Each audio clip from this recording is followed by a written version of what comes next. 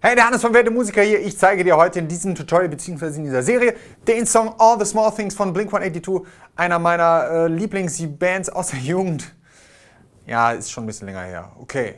Aber trotzdem geiler Song und so geht der dann. Und das machen wir heute in diesem Video.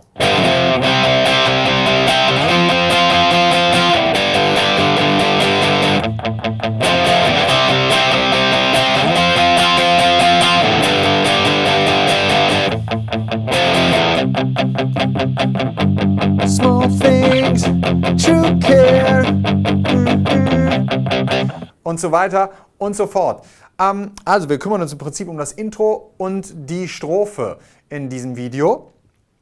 Und den Pre-Refrain machen wir auch noch. Ist alles recht übersichtlich von den Akkorden, die wir da brauchen. Es sind nämlich in der Regel fast nur Power Chords. Aber das Geile daran ist, man lernt sehr viele unterschiedliche Techniken in Bezug auf die Schlaghand. Ja, man denkt immer so, ja, Blink-182 oder Green Day oder wie diese, sag ich mal, Punkrock-Bands oder Pop-Punk-Rock-Bands aus den 90ern heißen, das wäre alles so Pipi-Kram.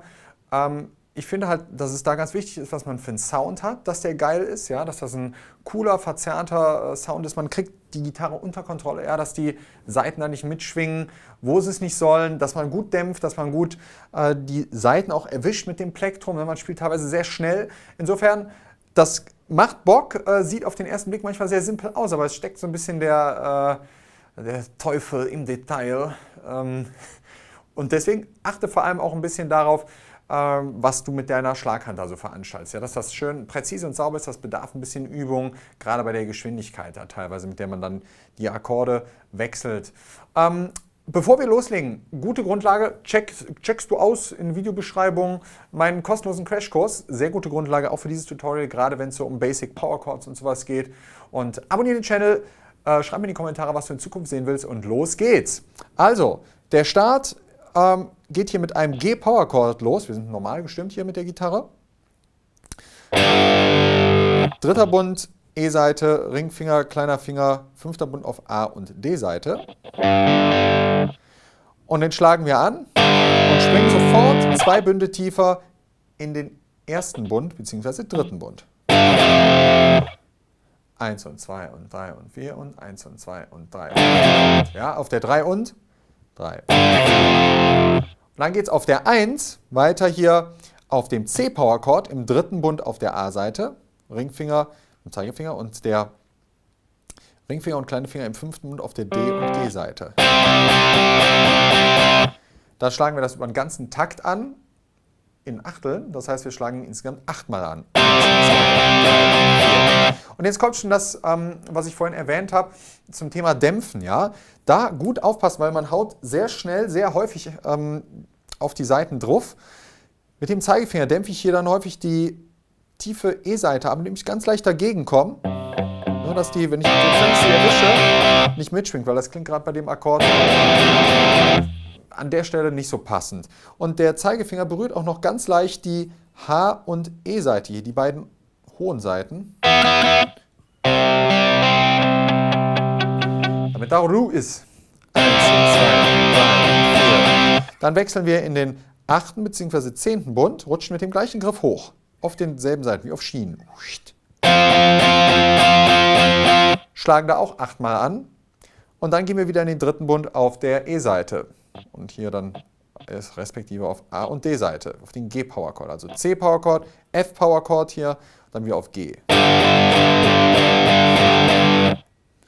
Ja, also bis dahin mal. 1 und 2 und 3 und 4. 1 und 2 und 3. Ja, das ist jetzt etwas spezieller hier. Da haben wir dann auf dem G 1, 2, 3, 1. Ja, dann schlagen wir sogar noch die 1 an, also insgesamt 9-mal. Und dann 1 und 2 und 3.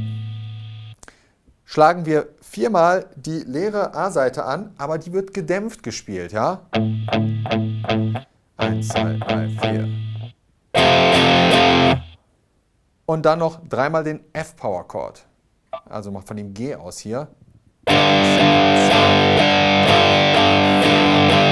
1. und 2 und 3. Und das Ganze nochmal.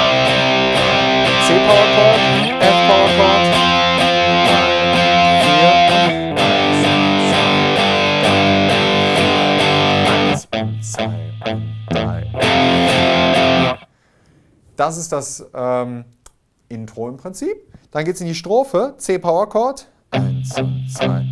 All the small things. Ja, alles gedämpft, wie du jetzt schon gesehen hast. Also C Power Chord, einen Takt lang.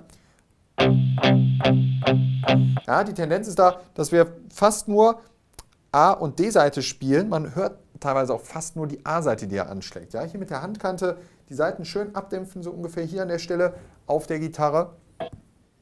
1 und 2 und 3 und 4. 1 und 2. Dann auf G Power Chord, auch im ganzen Takt. 1 und 2 und 3 und 4. F Power Chord. 2 und 3 und 4. Und wieder zurück auf G Power Chord. I'll take one lift. You're right. Das gleiche G Power Chord. Strip C. Always G. I know F. You'll be G at my show C. Watching G. Waiting. F come is a G rating. Und dann Pre-Chorus, weil Say it ain't so, I will not go. Schlägst du einfach nur den G Power Chord an. Say it ain't so, I will not go. Turn the lights off, carry me home. Ja, lässt ihn einfach nur liegen über 1 und 2 und 3 und 4 und 1 und 2 und 3 und 4 und 1 und 2 und 3 und 4 und 4 Takte. 4 Takte. 4 Takte lang. Und dann zeige ich dir im nächsten Video, wie es in Refrain und ja, das ist so ein Zwischenspiel zwischen dem ersten Refrain und der Strophe und nachher noch so ein kleines Solo drin. Das zeige ich dir im nächsten Video von dieser Serie. Ja? Wenn du jetzt dich mit dem Sound ein bisschen beschäftigst, ja, er ist relativ verzerrt, ne? Also ich spiele jetzt hier eine Les Paul Gitarre, der Tom DeLonge von Blink spielt eher so Stratocaster-Modell, hat dann aber auf der Bridge-Tonabnehmer-Position hier, dieser hintere Tonabnehmer, hat der einen Humbucker, also im Prinzip so einen Tonabnehmer hier in so einer Gitarre drin. Deswegen habe ich jetzt die Gitarre genommen, weil es vom Tonabnehmer ein bisschen besser passt, vom Sound her. Ja? Also stell dir in deinem Verstärker einen Sound ein, schon ziemlich verzerrt, aber übertreib's nicht, weil irgendwann fängt es an, sehr undifferenziert und matschig zu klingen. Ja? Das Ganze